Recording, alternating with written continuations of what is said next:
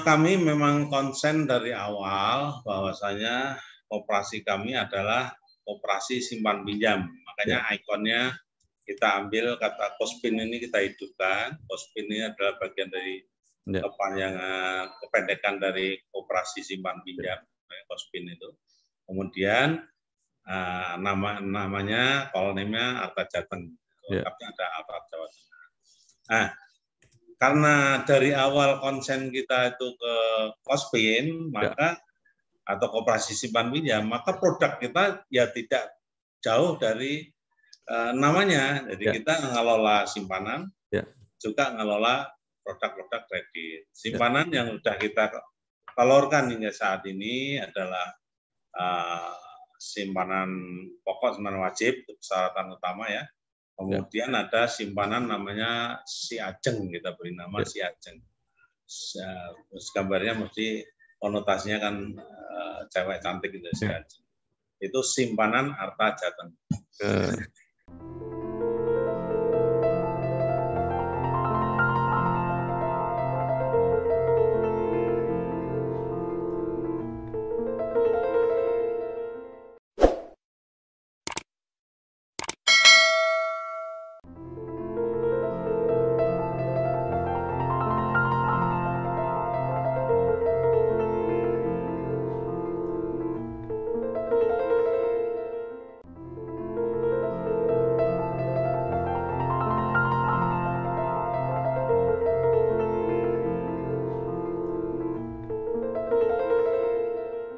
Assalamualaikum warahmatullahi wabarakatuh.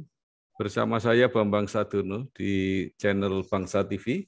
Mudah-mudahan channel ini selalu mencatat prestasi, mendorong kreasi, dan membangun motivasi.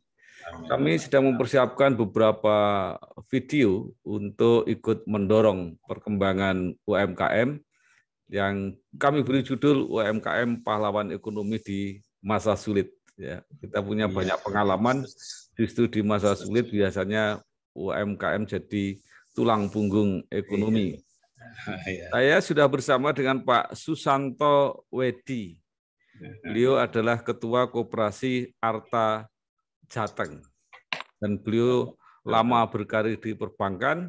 Nah, saya pikir nanti beliau bisa menyampaikan beberapa kiat untuk membantu UMKM, terutama bagaimana memenuhi kebutuhan permodalan. Apa kabar Pak Susanto? Alhamdulillah baik Bapak. Ya. Nah, penjenengan sudah lama berkegiatan di Koperasi Arta Jateng. Apakah masa pandemi COVID ini cukup berdampak pada bisnis Koperasi Simpan Pinjam Arta Jateng? Silakan Pak. Ya, terima kasih. Saya rasa di era seperti 2 tahun belakangan ini ketika COVID melanda di seluruh dunia bahkan ya, di Indonesia baru masuk sekitar Maret 2020, tidak ada lembaga atau entitas manapun yang tidak terdampak, Bapak. Pasti kena dampaknya, termasuk dalam hal ini koperasi yang kami kelola, pasti kena dampaknya juga. Ya, utamanya terlihat dari sisi kemampuan anggota yang meminjam dalam mengembalikan pinjamannya kepada koperasi. Itu pertama yang jelas kelihatan. Tetapi beberapa langkah-langkah sudah kami ambil untuk menyikapi hal tersebut dalam rangka pengamanan. Toh tetap saja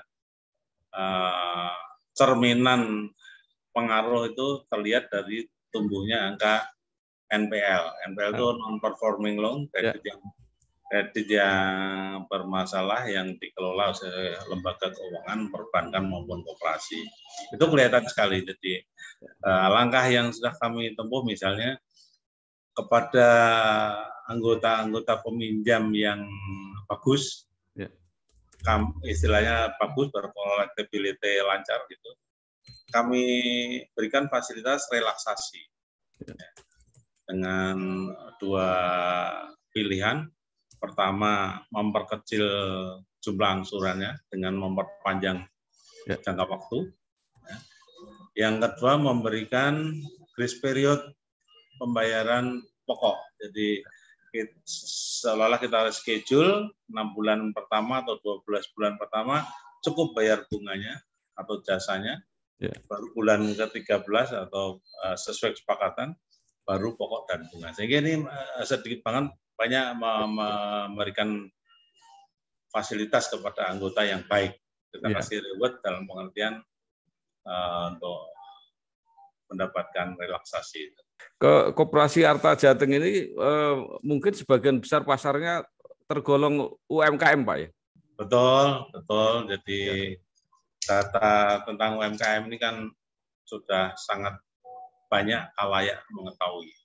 Bahwasanya 99% pengusaha itu terdiri dari UMKM. Jadi yang besar itu hanya 0, malah ya, artinya satu aja nggak sampai, jadi 1% nggak sampai, tapi 99% UMKM. Jadi sektor itu tentu menjadi sektor yang atau pangsa yang kita sentuh dan pasti menyentuh, yang disentuh dan pasti menyentuh ke masyarakat. Selama ini kan ada pengalaman, artinya makin pengusaha-pengusaha yang menengah kecil itu kan loyalitasnya lebih tinggi. Jadi kecuali mereka kesulitan betul itu baru mungkin tadi ada kelambatan dan sebagainya.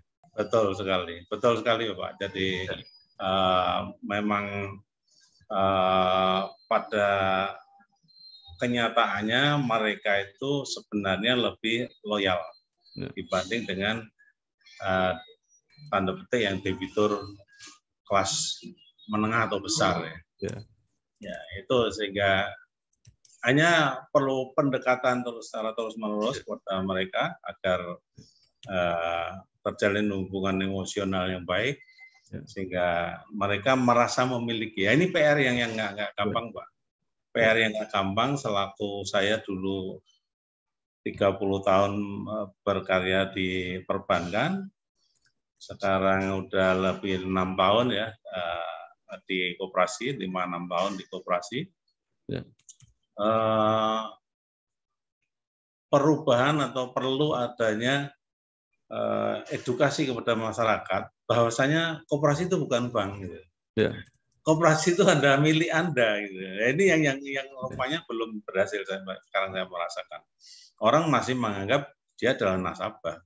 Nah, ini yang saya rasakan dalam perjalanan mengelola sebuah koperasi, bagaimana peran serta mereka untuk dibangun, itu khususnya yang saya kelola ya. Mungkin beberapa koperasi, lembaga koperasi lain yang sudah lebih dulu take off jauh hari, mungkin sudah bisa, tapi sejauh yang saya pernah alami dan bincang-bincang dengan kawan-kawan koperasi ketika ada pelatihan dan sebagainya atau ada seminar ketemu kita bincang-bincang, rata-rata masih menganggap mereka itu adalah nasabah. Ini yang PR yang nggak enteng itu, untuk memberikan edukasi pada mereka bahwasanya ini adalah milik Anda juga.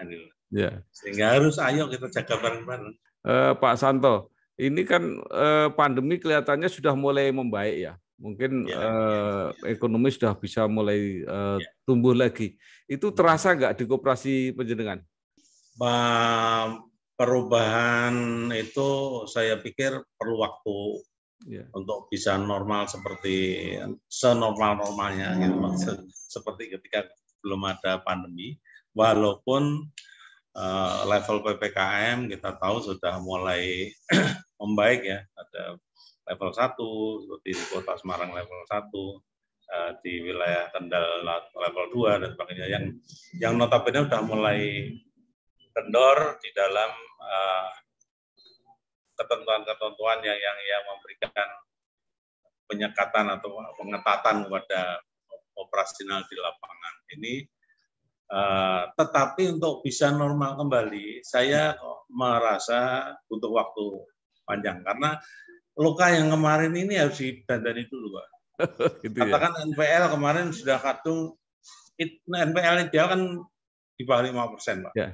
Tetapi banyak rekan koperasi ketika ketemu di dalam Zoom kita seminar atau kesempatan ketemu, itu yang sudah mulai tembus di atas 5% sudah cukup banyak juga. Ya, sehingga oleh karenanya untuk dandani itu dulu ini menjadi PR tersendiri. Baru setelah itu nanti shuttle pelan-pelan membaik, yang tadinya grafiknya nurun, landai dulu, baru akan bisa normal naik. Butuh waktu kira-kira setahunan lah paling tidak untuk ke depan kita baru bisa normal lagi, Pak. Nah, supaya masyarakat tahu ya, ini kalau di Koperasi Arta Jateng ini kredit maksimal bisa sampai berapa, Pak? Kita saat ini mengacu kepada ketentuan Undang-Undang tentang pengelompaan jenis kredit ada pengusaha ya. UMKM ini kan banyak yang salah kaprah. Seringkali saya tulis tuh. Usaha mikro, kecil, dan menengah. Mikro itu sampai dengan 50 juta. Ya. Kemudian kecil sampai dengan ternyata sampai 500 juta. 50 sampai 50 juta ini masih kategori kecil. Menengah di atas 500 juta sampai 10 miliar. Jadi masih masuk kategori menengah. Artinya itu adalah UMKM. UMKM. Nah, kami belum ambil segmen sampai kepada yang ketiga, tapi kami sudah saat ini bisa sampai ke level yang kedua. Jadi sampai 500 juta lah kita plafon yang kita tangani. Jadi selama ini orang beranggapan UMKM itu adalah pedagang-pedagang kecil yang jualan cilok, jualan sebelah, bakso, dan ternyata sampai dengan 10 miliar kepemilikan modal satu pengusaha itu masih masuk kategori UMKM yang selama ini salah kaprah dari beberapa kawan UMKM ya yang kecil-kecil aja, yang pakai pikulan, pakai sepeda dorong dan sebagainya. Itu. Saya kira ini menarik Pak Santo. Jadi kalau ngambil tadi yang yang kecil aja itu sampai 500 juta ya? Iya, di atas 50 sampai 500 juta itu masuk kategori kecil. Masih kategori kecil. Iya. Nah, sekarang yang menarik dari mana dana yang dikumpulkan oleh koperasi tadi? Karena kan itu dari anggota, ya, supaya bisa meminjamkan. Itu dananya apakah juga mungkin mengambil dari bank atau sumber yang lain? Sebenarnya bisa dari berbagai sumber yang asal kita bisa kerjasamakan gitu. Tetapi prinsip dari koperasi sebagaimana lembaga keuangan perbankan adalah memediasi anggota. Gitu. Sebagai lembaga mediasi anggota yang punya lebih nyimpen dana, anggota yang kekurangan pinjam dana. Nah, ini prinsip itu yang kita pegang sehingga kita harus pandai-pandai merayu mereka yang punya kelebihan dana. Ayo kita kembangkan koperasi kita, duitnya ditanam di sini. Kalau di bank saat ini paling deposito 3%, saya berani 2 kali lipatnya atau bahkan lebih kalau nominalnya kecil dan sebagainya semacam itu. Nah, di samping dari anggota kita juga bisa kerjasama dengan lembaga perbankan, atau pemerintah juga memfasilitasi dengan LPDB ya. Dari Kementerian Koperasi dalam lembaga LPDB yang diberikan. Tetapi persyaratannya dan sebagainya lagi-lagi tidak semua koperasi bisa menikmati. Contoh paling simpel yang mereka terkendala lembaga-lembaga atau mau mendapatkan bantuan itu adalah persyaratan minimal NPL di bawah 5 atau maksimal 5. Yang kedua, 2 tahun berturut-turut harus sudah positif. Semua tertuang di dalam aturan yang demikian rigid sehingga tidak semua koperasi bisa menikmati. Ini kendala tersendiri bagi lembaga seperti kita untuk walaupun katakan ada fasilitas yang tersedia di Kementerian Koperasi, tapi kita nggak bisa nikmati. Kita nggak bisa nikmati karena kendala-kendala teknis yang kita belum bisa. Pak Santo belum Koperasi Arta Jateng belum bisa menikmati LPDP, Pak ya? Belum. Oke. Belum. Hingga saat ini belum. Justru barangkali yang bisa menikmati justru yang sudah satel-satel. Yang baik semakin baik dan sebagainya. Justru yang butuh bantuan masih tidak terbantukan. Ya. Nah, juga kan ada koperasi yang juga sudah bisa menyalurkan KUR, Pak. Betul. Ya, belum bisa juga. Kita karena pertama dari sisi usia ya. Usia kita masih relatif muda, ini baru tahun ke-6, Pak.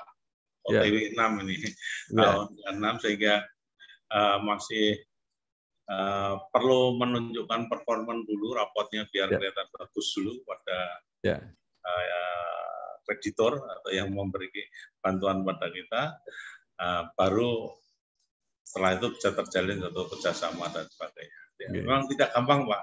Tidak gampang. Kalau yang rutin-rutin kita ada dalam anggaran dasar yang sudah kita bikin, sumber dana resmi dari anggota itu ada 2. Satu, simpanan pokok, ketika pertama kali dia mendaftar sebagai anggota. Dan simpanan pokok ini karena orientasi kita ke UMKM tidak perlu besar-besar. Waktu itu hanya kita tetapkan di anggaran dasar yang kita bikin 200.000. Kemudian simpanan wajib. Nah, simpanan wajib ini pun tidak besar-besar. Jadi kita hanya 10.000 per bulan. Bagi anggota yang berinteraksi secara aktif dengan kita, katakan pinjam ya setiap bulan ketemu dan sebagainya, transfer atau apapun, itu bisa diboncengkan dalam angsuran. Ya, sebagai simpanan wajib 10.000 tadi, sehingga sebagai akumulasi satu modal yang resmi dari anggota. Yang lain juga modal yang sifatnya simpanan khusus penyertaan dari anggota. Jadi ini saya titipkan uang khusus kepada Kospin Arta Jateng dengan jangka waktu tertentu, dengan imbal jasa tertentu. Ya. Itu yang kadang bisa akan membuat kita bernapas. Nah, Pak, sekarang kan kita sering menghadapi ya kasus-kasus di lapangan yang kasus-kasus rentenir dan yang terakhir pinjaman online yang terutama yang ilegal, yang kemudian secara nasional diberantas secara massal seperti itu. Nah, pertanyaannya mengapa mereka masih punya kesempatan ya? Kan udah ada misalnya koperasi-koperasi yang bisa beroperasi sampai ke lapangan-lapangan yang paling bawah gitu.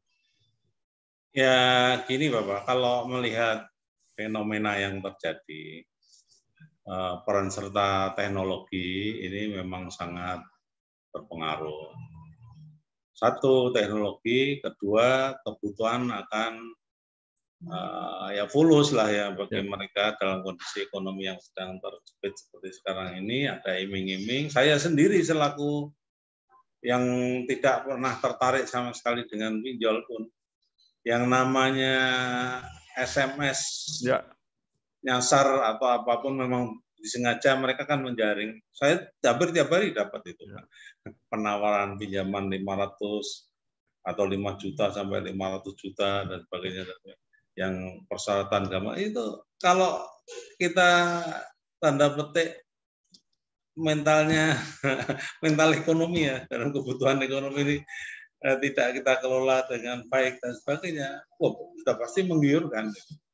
Dan kalau sudah menggiurkan, maka ya otomatis mereka tertarik untuk mencoba-coba, gitu ya, mencoba-coba, dan pada akhirnya korban-korban seperti saya baca koran beberapa hari yang lalu ada 3.000 pinjol yang dinonaktifkan dan sebagainya.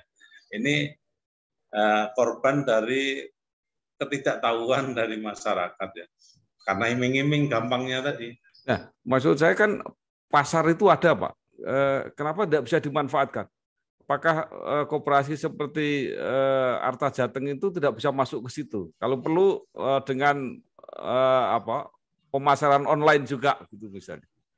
Mungkin betul Pak, itu jadi sangat mungkin gitu Mas. Makanya ya tentu perlu high cost juga untuk mempush program tersebut ya, dan karena menjaring sekian ribu atau puluhan ribu calon user dan sebagainya dengan harus didukung dengan aplikasi online dan sebagainya yang notabene harus dipersiapkan, dan mungkin saja kita masuk ke sana.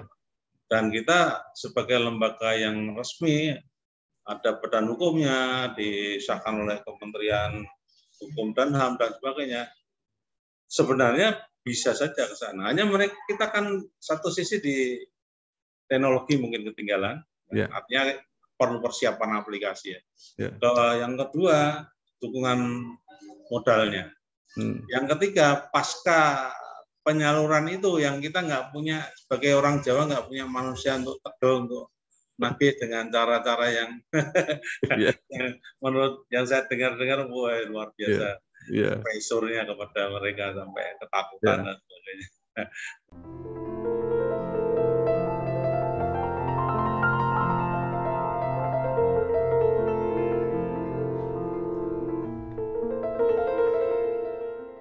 Jadi sekarang mungkin yang ideal kalau bisa adalah layanannya cepat, kemudian mudah persyaratannya,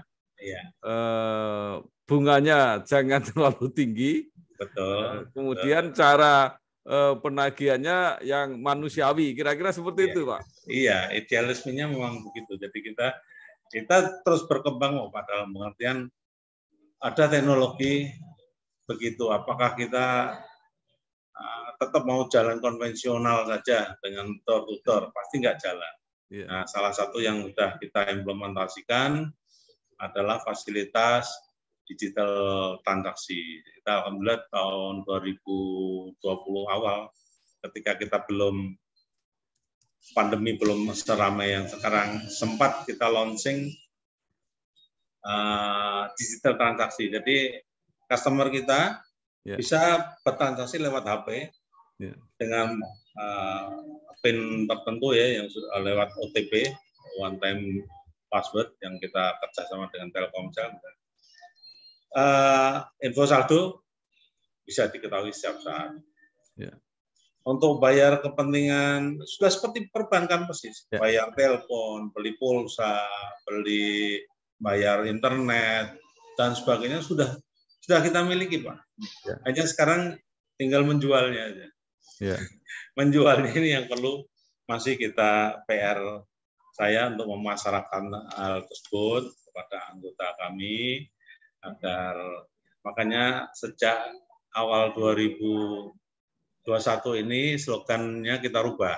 Itu kan aman dan sejahtera. Sekarang Arta Jateng impiannya adalah koperasinya orang Jawa Tengah ini. Hebat. Jadi pasarnya seluruh Jawa Tengah nanti Pak ya? Insya Allah ya.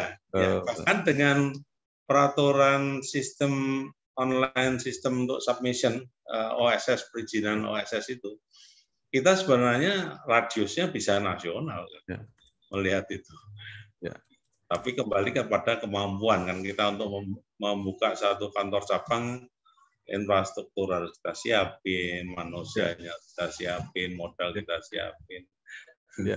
Tapi kan ke depan nanti tidak seperti Pak, sistem yang kemarin yang namanya cabang dan sebagainya. Brainless bisa juga, bisa mengarah kepada brainless juga. Jadi kita nggak perlu ada kantor cabang, tetapi dengan sistem aplikasi kita bisa cukup satu orang yang di satu kantor cabang yang jadi kantornya kecil, orangnya sedikit itu saya kira bisa, karena orang nanti semua berhubungan dengan cara virtual.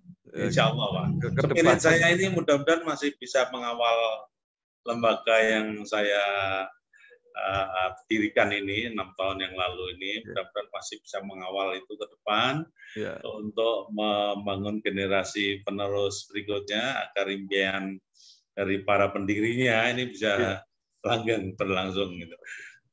Kelihatannya memang harus ke situ, Pak.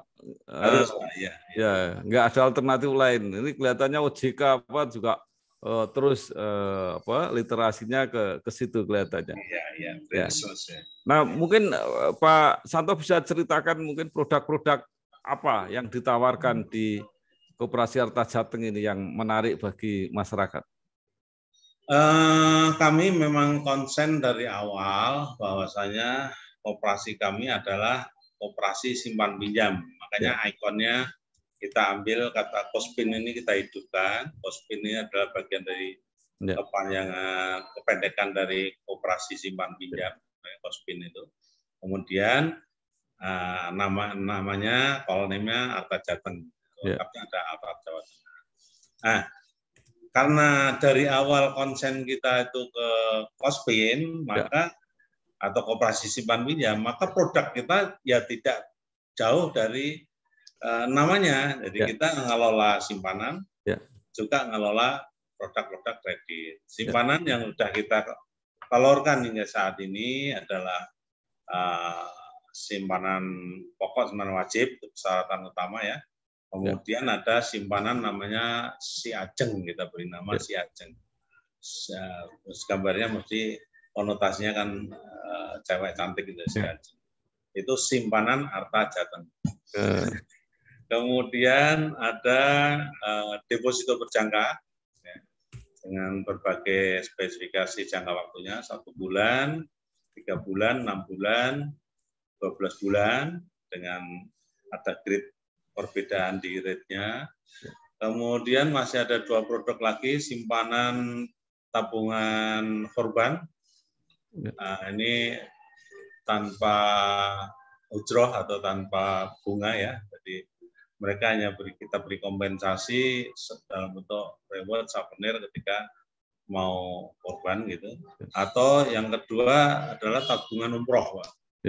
Tabungan umroh. Nah, ini yang sudah ada, jadi ada 5 produk atau 6 produk tadi dari sisi simpanan.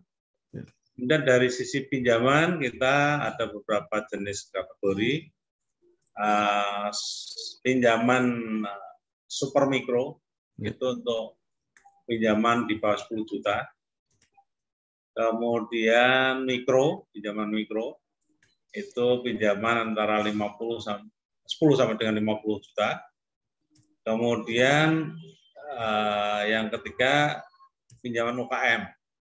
Yang UKM ini untuk yang di atas 50 juta. Jadi menengah maupun besar masih kita kategorikan UKM di sana, kecil menengah, sehingga sisi yang kredit produktif 3 ini, tapi kredit yang konsumtif kita juga kerjasama dengan beberapa lembaga atau anggota yang mempunyai toko elektronik atau motor, kita kerjasama kredit elektronik atau kredit sepeda motor. Ini yang datang.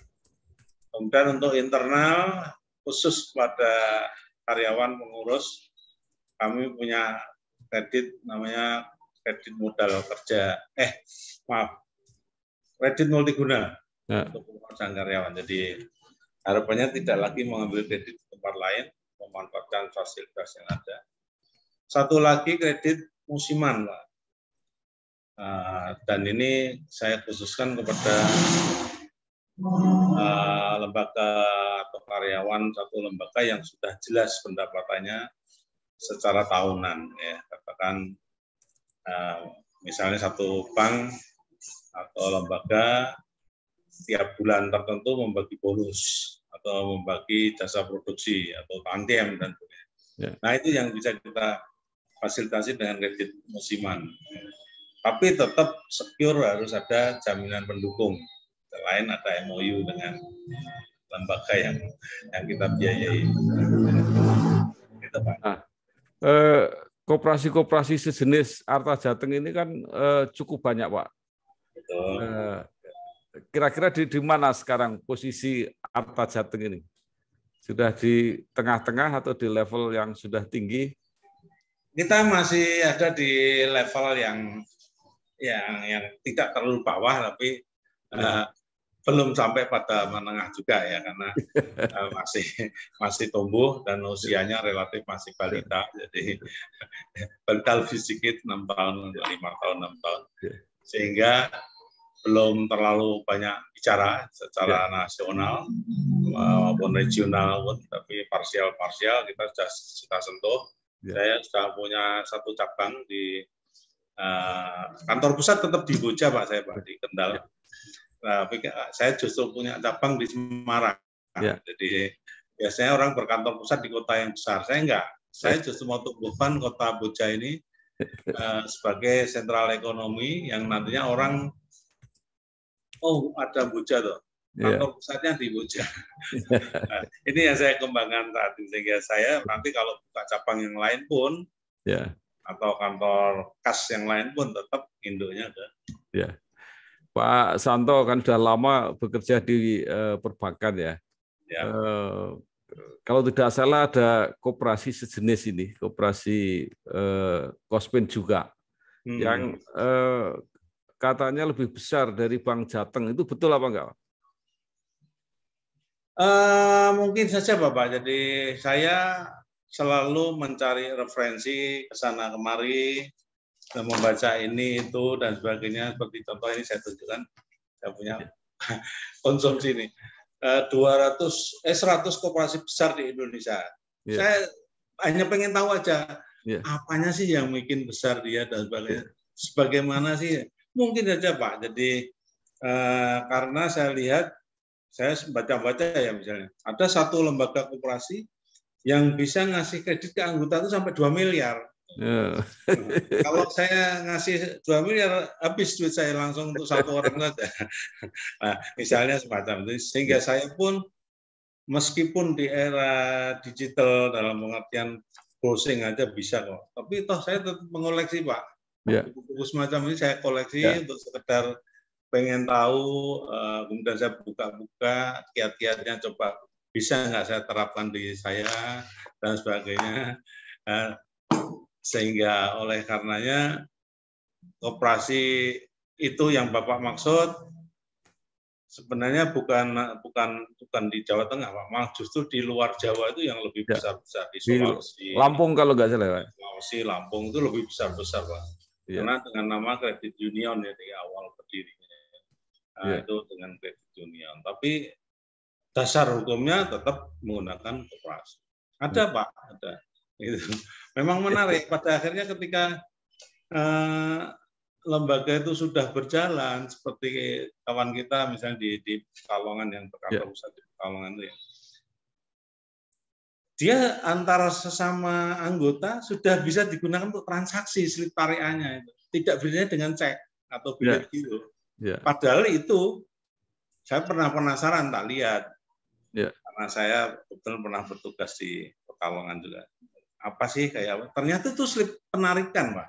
Slip tarian tabungan biasa. Tetapi dimodifikasi sedemikian rupa, bentuknya mirip dengan cek, penulisannya dan sebagainya dimiripkan dengan cek.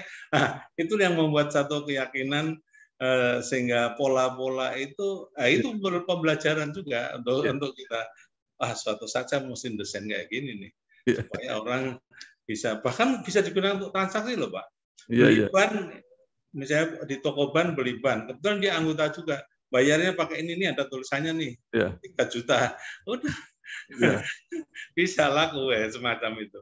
Itu udah trust-nya udah cukup tinggi, dan jam terbang pengelola maupun lembaganya sudah puluhan tahun. Sebenarnya sekarang di teori currency yang baru kan sudah seperti itu, Pak. Ada cryptocurrency itu kan juga sebenarnya karangannya sendiri-sendiri itu. Iya. Kita mesti buang waktu khusus untuk bicara cryptocurrency, Pak, ini karena sebenarnya di lapangan banyak produk cryptocurrency itu. Termasuk saya juga suatu saat pernah pengen nyoba juga, tapi pada yang saya alami, saya tidak perlu sebut nama lembaganya. Pada yang saya alami, akhirnya ketika kita narik duit kita sendiri susah, Pak. Karena itu lembaganya virtual, kita nggak tahu di mana ada yang bilang dikelola di Jepang, ada di Korea, awalnya mining di Jepang, itu ya pandai-pandainya mereka. Bahkan bukan hanya itu, Pak, kalau kita lihat di perkembangan belakangan, produk-produk investasi yang berbasis teknologi ini cukup banyak juga. Gaming-gamingnya cukup banyak. Pak Santo, terakhir, mungkin Bapak ada saran, harapan baik pada pemerintah, pada UMKM, ya, masyarakat pada umumnya, bagaimana sebaiknya supaya UMKM ini bisa terbantu penyediaan modalnya mudah, murah, supaya mereka bisa maju dan benar-benar jadi tulang punggung perekonomian kita. Monggo, Pak. Saya ada harapan, itu ada 3 harapan. Ya. 3 harapan. 1 harapan operasional, kemudian 2 dan 3 harapan strategis. Harapan strategis ini menjadi dambaan yang tidak bisa sehari 2 hari terpenuhi, tetapi kalau ini bisa terpenuhi, sangat fundamental sekali ya pemerintahan yang katakan mengelola sekarang atau kementerian yang membidangi bisa mewujudkannya, itu luar biasa. Mungkin dimulai dari yang harapan operasional dulu lah. Harapan operasional kan keseharian. Tentu terkait dengan modal. Ya. Kita itu sebagai lembaga keuangan yang notabene berdampingan dengan perbankan, tetapi sebenarnya segmentasi kita di UMKM sangat besar. Ya.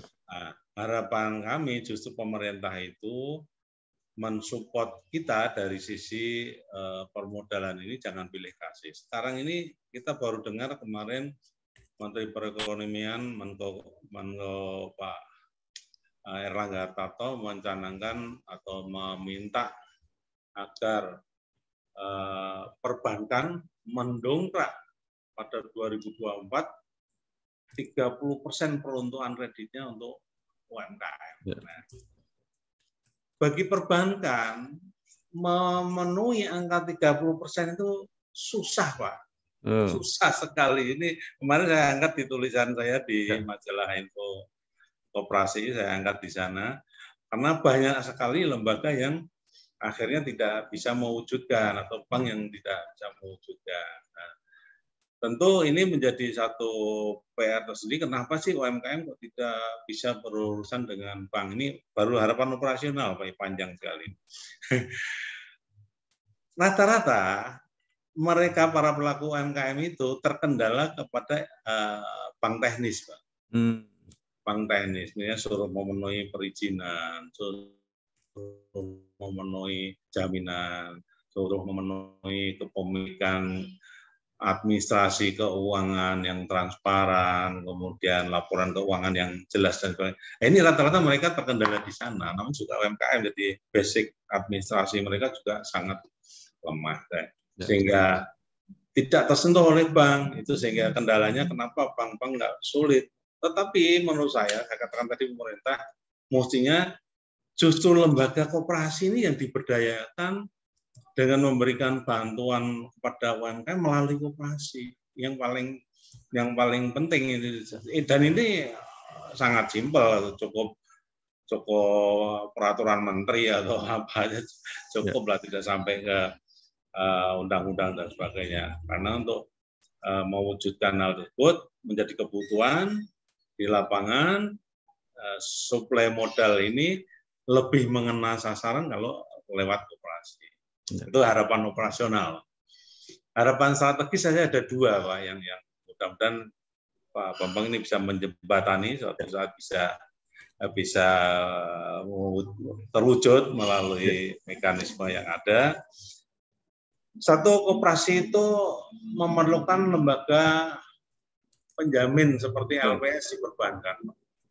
Saat ini kan tanda petik dianaktirikan, mohon maaf. Memang dasarnya itu undang-undang, jadi lembaga penjamin simpanan itu. Tapi kan undang-undang bisa di amandemen, bisa, atau menciptakan undang-undang baru khusus buat koperasi. Dari dulu yang namanya LPS ini hanya wacana, Pak. wacana saya seminar mengikuti LPS itu sudah lembaga penjamin simpanan untuk koperasi itu sudah tingkat nasional pernah saya ikuti, tingkat provinsi pernah saya ikuti, regional kabupaten pernah saya ikuti, tapi semua wacana saja, tidak pernah terwujud. Nah, di sisa waktu yang ada masih 3 tahun ke depan ya, 2,5 tahun lah untuk pemerintahan yang baru, Kementerian Pak Teten Mas Duki ini barangkali fenomenal sekali dan sangat fundamental kalau LPS ini bisa terwujud. Ya. LPS khusus untuk koperasi ini dambaan harapan semua lembaga koperasi. Saya tahu persis LPS yang di perbankan pun tidak gratis-gratis amat loh Pak. Kita harus menyisihkan persentase tertentu untuk disisihkan atau disetorkan ke LPS sebagai penjaminan. Bahkan masyarakat harus tahu juga bahwasannya yang dijamin pun tidak semuanya. Tidak semua duit yang disimpan itu 100% dijamin. Awalnya hanya 100 juta bahkan. Sekarang alhamdulillah sudah 2 miliar. Nah, ini sangat fundamental dan sangat akan menjadi sesuatu yang fenomenal kalau Menteri Koperasi mau menyentuh LPS ini. Ya. Yang kedua, harapan strategis yang kedua, dan pernah saya tulis di majalah Info Koperasi juga, kita itu sentralisasi database koperasi itu tidak ada. Ya. Ataupun kalau toh ada sangat rancu, sangat tidak up to date, gitu. Out of date. Kalau Bapak iseng-iseng browsing bagaimana urutan klasifikasi koperasi atau tingkat kesehatan yang ada 2013 sudah 8 tahun yang lalu Pak. Enggak. Padahal kita sebagai lembaga keuangan tiap 3 bulan wajib membuat laporan resmi kepada pemerintahan, dalam hal ini dinas koperasi ya. Nah, impian saya ada pengelolaan data warehouse bagi database koperasi secara nasional, dan tentu ini juga perlu dukungan sistem, tapi negara untuk mewujudkan ini tidak sulit, ya. Asal ada kemauan aja, ya. Tidak sulit. Nah, sehingga data warehouse ini nanti kalau terwujud sebagai sumber analisis data bagi semua stakeholder gitu kan. Pelajar bisa ngambil di sana, mahasiswa bisa studi di sana, praktisi bisa melihat di sana, umum khalayak pun bisa membuka, oh ternyata koperasi ini ada di peringkat sekian. Sekarang susah sekali Pak melihat itu. Database-nya lemah sekali. Nah, ini mendasar, jadi mendasar tetapi memang saya katakan harapan strategis karena tidak bisa terwujud setahun 2 tahun. Ya. Tetapi kalau ada niatan, bukan tidak mungkin, kumpulkan pakar, kemudian desain satu sistem. Saya mendengar yang di luar ini bahkan kemarin ada ketika awal-awal Menteri Koperasi baru ini mencanangkan mau menyusun arsitektur koperasi Indonesia. Pernah mendengar itu ya Pak ya? Ya. Tapi gaung saja ini habis ini sudah nggak ada tindak lanjutnya, ini sangat disayangkan juga. Mestinya dipus terus seminar, dikeluarkan lokakarya, diwujudkan dalam bentuk peraturan dan sebagainya, implementasi. Ini yang saya itu malah justru tinggalkan dulu lah itu. Itu mungkin harapan strategis yang kesekian. Tapi yang utama ini tadi Pak, LPS sama data warehouse koperasi. Ini menurut saya sesuatu harapan yang saya bermimpi di era kementerian yang sekarang bisa terwujud. Karena ganti menteri nanti ganti kebijakan lagi. Ini sudah hilang. Contoh saja misalnya Pak, ya mohon maaf. Era menteri sebelum yang Pak Teten, Surya Yoga kalau nggak salah, memberangus koperasi-koperasi yang hanya papan nama saja, hanya papan nama saja, sehingga ada ribuan koperasi akhirnya diberangus karena hanya papan nama, RAT tidak pernah, anggotanya tidak jelas, kantor yang mana nggak cetok, pengurusnya siapa saja yang nggak ada. Nah itu saya setuju. setuju. Tapi justru sekarang ini muncul dalam satu paket kemarin yang undang-undang baru yang tebalnya 1000 halaman lebih itu, salah satunya adalah mengatur pendirian koperasi cukup dengan 9 orang. Padahal di persyaratan ulama 20 orang saja didirikan, itu pun dalam kenyataan yang murni pengen istilahnya mengabdi untuk berdiri sebagai koperasi yang murni bisa dihitung jari, sehingga pada akhirnya mereka diberangus, ditutup dan sebagainya. Karena mereka didirikan untuk minta supaya dapat bantuan pemerintah dan sebagainya. Nah, ini Pak yang sehingga oleh karenanya perlu dipikirkan itu. Kenapa saya katakan tadi ini PR menteri yang baru biar segera terwujud. Kalau nanti sudah ganti menteri, udah diawang-awang lagi. Baik, terima kasih Pak Santo. Itu Dirjen Koperasinya itu pernah tugas di Kanwil Semarang. Dia adalah alumnus UNS. Nanti saya sampaikan. Siap. LPDB-nya saya baru aja komunikasi, nanti juga saya sampaikan. Banyak sekali cita-cita Pak Susanto Wedi ini yang bagus sekali. Kita siap membantu kok. Dalam pengertian diajak diskusi, ayo satu meja merancang bareng, siap kok kita. Saya kira terima kasih sekali Pak Susanto Wedi, Ketua Koperasi Arta Jateng. Banyak sekali baik yang teknis mengenai bisnis maupun yang idealistis mengenai koperasi yang ideal sampai dengan LPS dan sebagainya. Mudah-mudahan ini membantu kita semua. Amin. Membangun sistem koperasi yang lebih baik, lebih terpercaya, dan lebih sesuai dengan cita-cita bangsa sebenarnya. Konstitusi kita seperti itu keinginannya. Sekali lagi terima kasih Pak Susanto Wedi SEMM, Ketua Koperasi Arta Jateng. Sukses. Matur nuwun Pak. Wassalamualaikum warahmatullahi wabarakatuh. Waalaikumsalam warahmatullahi wabarakatuh.